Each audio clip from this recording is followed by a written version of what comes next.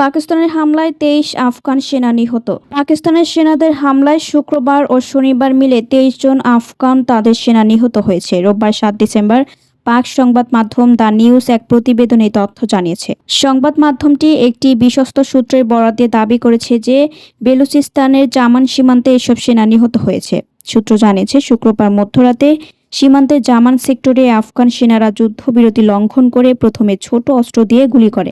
আফগান সেনাদের হামলার জবাবে তাৎক্ষণিকভাবে পাকিস্তানের সেনারা জবাব দেয়।